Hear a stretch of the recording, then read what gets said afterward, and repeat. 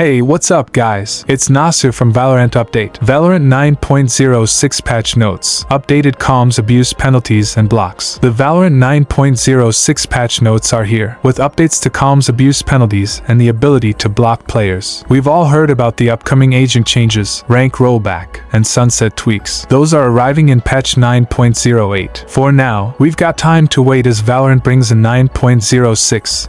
And its patch notes aren't anything too spectacular. Full Valorant 9.06 patch notes. Now that the game is on PC and console, the patch notes are broken up into sections. Updates to all platforms are first, followed by PC-only updates, followed by console-specific changes. Here is everything coming via the Valorant 9.06 patch notes. All platforms. Agent updates. 1. Agent abilities involving walls have changed in their interaction with the glass window on Ascent. 2. Phoenix's Blaze and Neon's Fast Lane will break the window if their initial cast center point hits the window, but the walls themselves will not interact with the window. 3. Harbor's High Tide will no longer break the glass window since it does not hit walls. 4. Chamber's Trademark, Cypher's Trapwire, and Killjoy's Lockdown will no longer break windows when placed too close. 5. Brimstone's Orbital Strike AoE Windup / Activation and VYC's Steel Garden AoE Windup audio integration have been updated from being positioned directly on the agent when in the AoE to being slightly directional toward the origin of the AoE to allow you to know which direction to travel in order to escape.